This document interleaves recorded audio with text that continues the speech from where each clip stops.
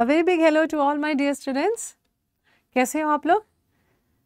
Alphabetical series में आपका स्वागत है in your favourite channel you and I with doctor Ruchi Rai.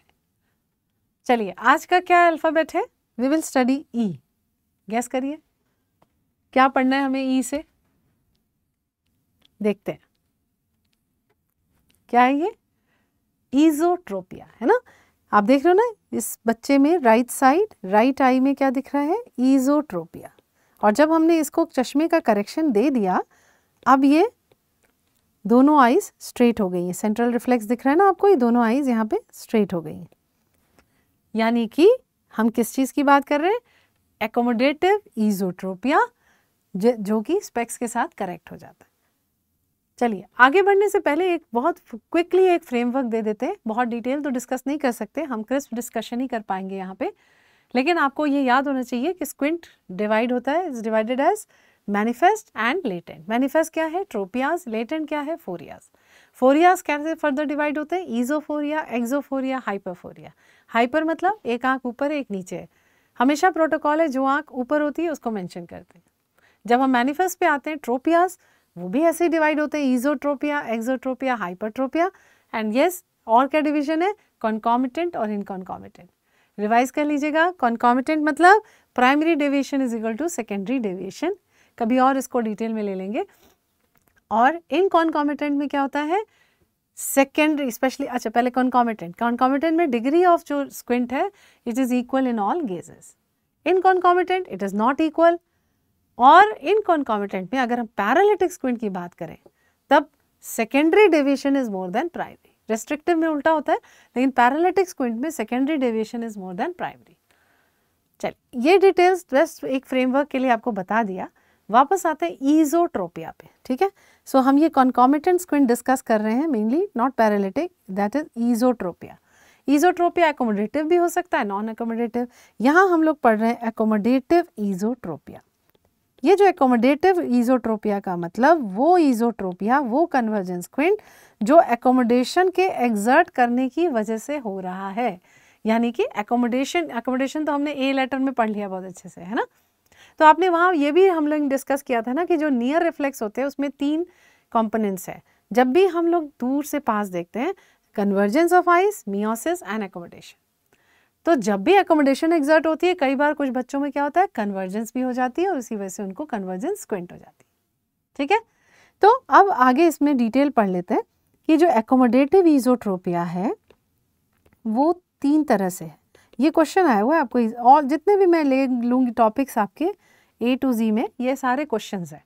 So accommodative can be refractive accommodative esotropia, और दूसरा होता है नॉन रिफ्रैक्टिव एकोमोडेटिव ईज़ोट्रोपिया, और तीसरा होता है मिक्स टाइप। चलिए वन बाय वन पहले पढ़ते हैं रिफ्रैक्टिव। रिफ्रैक्टिव किस में मिलता है? अगर अनकरेक्टेड हाई हाइपरमेट्रोपिया हो, ठीक है। अनकरेक्टेड हाई हाइपरमेट्रोपिया क्या होगा इसमें? खुद सोचो। हाइपरमेट्रोपिया क्या है? क्या पढ़ाया था? Less power in the eye. Myopia मतलब मोर पावर इन द आई।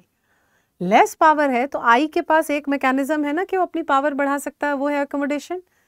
अगर मरीज चश्मा नहीं लगा रहा है तो to compensate for this less power क्या होता है? आई में बहुत ज़्यादा एकोमोडेशन हो जाता है। जब बहुत अच्छे से एकोमोडेशन हो रहा है उस वजह से क्या होगा? आंख अंदर चली जाएगी और कन्वर्जेंस स्क्विंट हो जाएगा। ये होता है रिफ्रैक्टिव टाइप। तो इसको कैसे मैनेज करें? इस समस्या का क्या समाधान है कि भैया आप हाइपरमेट्रोपिया बाहर से ट्रीट कर दो, चश्मा लगा लो, जिससे कि आंख रिलैक्स हो जाए। जब एकोमोडेशन रिलैक्स हो जाएगी तो कन्वर्जेंस अपने आप नहीं होगा, आंख सीधी हो जाएगी। यही चीज़ यहाँ पे हो रही है। जब इस बच्चे को चश्मा दे दिया गया इसकी आंख सीधी हो गई। तो ये कौन सा ईज़ोट्रोपिया हुआ? ये हो गया रिफ्रैक्टिव एकोमोडेटिव ईज़ोट्रोपिया, ठीक है ना। तो इसमें ट्रीटमेंट क्या हुआ? रिफ्रैक्शन और स्पेक्स देना, बस इससे समस्या का समाधान हो जाएगा। अब नॉन रिफ्रैक्टिव क्यों हो रहा है भाई? हाइपरमेट्रोपिया तो है ही नहीं इस बच्चे में, लेकिन कुछ बच्चे बॉर्न होते हैं with high AC/A ratio. AC क्या है? एकोमोडेटिव कन्वर्जेंस पर एकोमोडेशन। मतलब कुछ बच्चों में ये मोटर इम्बैलेंस होता है, इनबॉर्न है, पैदाइशी ये प्रॉब्लम है, जरा सा आँख में एकोमोडेशन हुआ नहीं कि कन्वर्जेंस हो गई, उसको बुलाते हैं high AC/A ratio. Normally between 3 to 5 होना चाहिए। ये पूरा डिपिक्ट होता है प्रिज्म डायप्टर पर कितना डायप्टर ऑफ एकोमोडेशन। तो ये जो हाई AC/A रेशियो है, अब इस समस्या का कैसे समाधान करें? ये तो थोड़ा भी एकोमोडेशन होता है, बच्चे की आँख अंदर चली आ रही। अब एक ही तरीका एकोमोडेशन को कम से कम एक्सर्ट करवाना है। कैसे करवाओगे कम से कम? पहला काम करो, आप उसको रीडिंग ग्लासेस दे सकते हो, ठीक है। जब रीडिंग ग्लासेस दोगे तो क्या होगा, बाहर से आपने रीडिंग ग्लासेस दी, एकोमोडेशन कम होगा, रिलैक्स कर रहे हो आप accommodation by giving some convex lens. दूसरा हम क्या कर सकते हैं, पाइलोकार्पिन दे सकते हैं। पाइलोकार्पिन क्या कमाल कर रहा है, पाइलोकार्पिन भी मियोसिस करता है, एकोमोडेशन करता है। तो जब मियोसिस और एकोमोडेशन पाइलोकार्पिन बाहर से कर दिया तो सेंट्रल इम्पल्स नहीं जाएगा, सेंट्रल इम्पल्स नहीं जाएगा तो कन्वर्जेंस ऑफ आइज नहीं होती है, ठीक है। तो पेरिफेरल एकोमोडेशन बाय पाइलोकार्पिन, इसलिए सेंट्रल इम्पल्स रिलैक्स हो जाती है। यही वजह है कि कैसे पाइलो एक्ट करता है, ठीक है। ये हो गया नॉन रिफ्रैक्टिव। और मिक्स टाइप क्या होता है, जिसमें बोथ मतलब इस बच्चे को हाइपरमेट्रोपिया भी है और हाई AC/A रेशियो भी है, दोनों समस्याएं हैं, ठीक, समझ आ गया। तो ये आपका हो गया एकोमोडेटिव इज़ोट्रोपिया और इसी तरह से आपको ये मैनेज करना है, राइट। चलिए अब क्वेश्चन सॉल्व करते हैं। अ 3-year-old child presents with right convergent squint, ठीक है, विच इज 6 months ड्यूरेशन। आपसे पूछा जा रहा है what is the appropriate management. किसी भी कॉन्कॉमिटेंट स्क्विंट में सीक्वेंस बहुत इंपॉर्टेंट है। आप डायरेक्टली सर्जरी नहीं करने जाते हो, सबसे पहले हमेशा रिफ्रैक्शन, और उसका सबसे बड़ा सबूत है कि कितनी सारी चीज़ें तो रिफ्रैक्शन से ही ठीक हो गई, कितने स्क्विंट।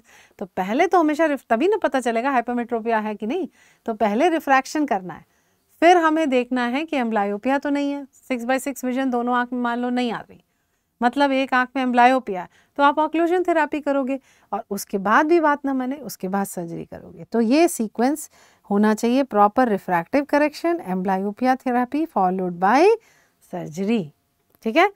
ये करेक्ट आंसर हुआ। सो आपको ये सीक्वेंस नहीं भूलना है। आपसे पूछा जाता है occlusion if needed if there is amblyopia and followed by surgery, right all of you. Thank you so much, hope आपने एंजॉय किया इस सेशन को। हैप्पी रीडिंग, इसी तरह से पढ़ाई करते रहिए मेरे साथ। Thank you, stay blessed, keep smiling.